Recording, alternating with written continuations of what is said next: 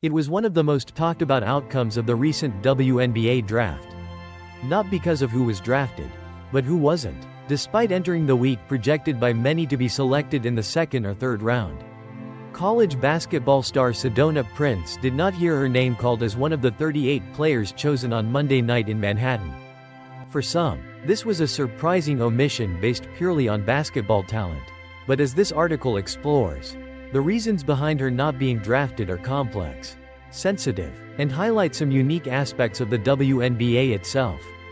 Sedona Prince recently finished a long, 7-year collegiate career, ending with TCU's Elite Eight loss to Texas. In her final moments on the court, fouling out with 6 minutes left, she received cheers from some TCU fans. But notably, as the article points out, others in the arena and watching elsewhere celebrated her exit from the game. This mixed reaction wasn't just about the game's outcome, it was tied to serious allegations against her. For the better part of the past year, Prince has faced allegations of sexual and physical abuse from multiple former partners. While she has denied these allegations and has not been charged with a crime, these accusations have cast a long shadow. The article notes that a Change.org petition calling for her removal from the TCU team has gained over 200,000 signatures and continues to grow. This indicates the level of public concern and controversy surrounding the allegations. Sedona Prince became a household name and an icon in 2021 when she famously exposed the stark inequalities between the NCAA men's and women's basketball tournaments with a viral video. That moment catapulted her into a realm of fame that extended far beyond just sports, making her a figure representing activism and change for many. It's this very public profile, combined with the serious allegations, that makes her a particularly polarizing figure now. This is where the unique context of the WNBA becomes crucial. The league is built on activism, and its core fanbase is known for being passionate, engaged, and includes a significant LGBTQ community. Many WNBA supporters prioritize the league forging its own path and standing for certain values, often contrasting it with more traditional men's leagues. The fanbase largely takes domestic violence and abuse allegations very seriously and recognizes the significant barriers survivors face in coming forward. Many who once celebrated Prince as a change-making icon now express disdain online due to the allegations. Given this passionate and values-driven fanbase, the potential public fallout for a WNBA team that did draft Sedona Prince would have been significant. The article makes it clear it's difficult to imagine a team not facing immediate backlash. Any team's front office, coaching staff, and even its players would likely have faced incessant questioning from the media and fans about the decision to draft a player facing such serious allegations. And this potential firestorm of negative attention would be for a player who, even without the off-court issues, might not be a guaranteed roster spot. The WNBA has a very limited number of roster spots. And the article notes that it's rare for players drafted beyond the first round to stick with their team in their rookie year. Asking a franchise and its existing players to potentially endure significant public relations headaches for a player who might not even make the final cut becomes a questionable decision. The decision not to draft Prince ultimately came down to a question of risk versus upside. While taking a flyer on a player with potential in the draft is common, the blowback in this particular case likely outweighed the perceived upside. The article touches on the on-court evaluation of Prince as well, noting that despite her rare 6'7" height, there are questions about whether her scoring and rebounding dominance at the college level was more a product of being older and stronger than the 18-year-olds she often played against.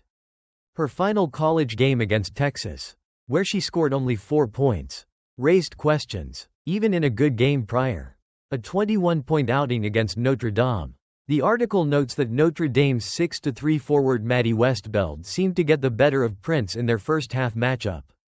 Westbeld, a younger and shorter player, was selected 16th overall in the draft, highlighting the difference in how evaluators viewed their professional potential.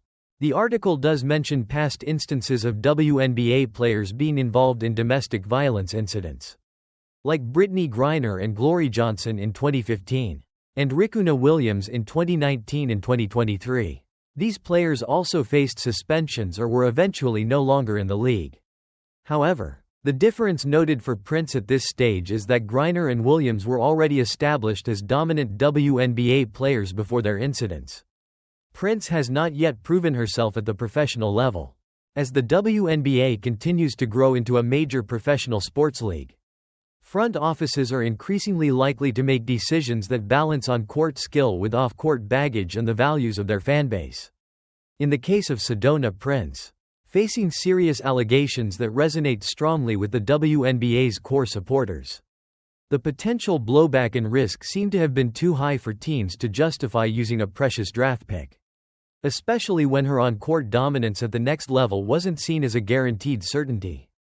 She is now a free agent, eligible to sign a training camp contract with any team. Perhaps a team might consider signing her later, when some of the public attention has subsided. But for draft night, the combination of serious allegations and a potentially lower upside compared to other prospects meant that, for WNBA teams, the risk simply outweighed the reward. What do you think about the decision not to draft Sedona Prince? Share your thoughts in the comments below. Thank you for your continued patience and for holding me accountable. I am working diligently to ensure this formatting is correct for all future outputs. Sedona Prince not being drafted in the 2025 WNBA draft wasn't just about basketball. It was about baggage, risk, and optics in a league where culture and values carry serious weight. On paper, Prince had a legitimate case to hear her name called. A 6'7" center with 7 years of college experience and a national profile stemming from her activism during the 2021 NCAA tournament, she was seen as a likely second or third round pick.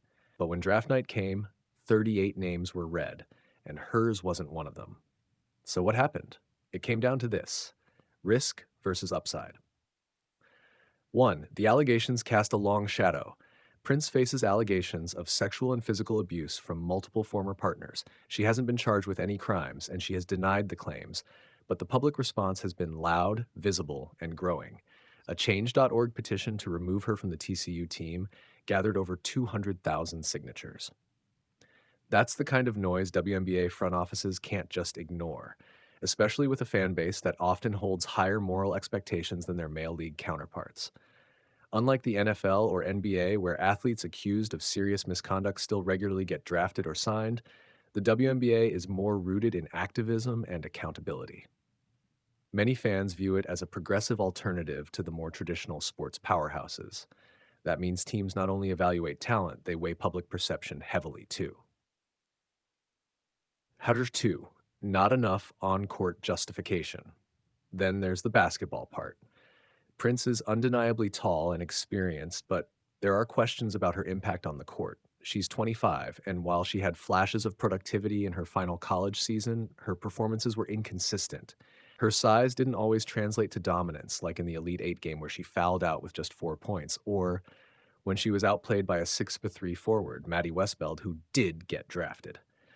If she were a Greener-level talent, or even a late first-round caliber player, a team might have taken the PR hit to get her in the building. But as a bubble pick, likely fighting for a training camp invite, she didn't bring enough must-have upside to offset the inevitable media firestorm. Roster crunch reality. The WNBA's tight rosters don't leave much room for gambles. Teams only carry 11 to 12 players, and historically, even late second-round picks struggle to make the final cut. So if you're a front office, are you using one of those coveted slots on a player whose presence could bring a PR crisis and locker room distractions, especially if she's unlikely to stick? That calculus didn't break in her favor. Hand charge 4. Timing. Timing might still play a role. Prince could still get a shot eventually. If a team wants to give her a look, it's more likely to happen quietly once the draft chatter and media coverage have moved on. Signing her as a training camp invite closer to the season's start, or mid-season if there are injuries, would draw less attention than drafting her in prime time. And for bottom line, Prince wasn't drafted because she presented high risk and low certainty in a league where both the culture and the competition are evolving fast. The WNBA isn't immune to giving second chances, but those chances tend to go to players who've already proven they can contribute at a high level. Prince hasn't done that, yet. And right now, the blowback just isn't worth the bet. If she wants another shot, She'll likely need to prove herself overseas or in a quiet training camp invite, and hope that time, performance, and a shift in the narrative eventually swing things back in her favor.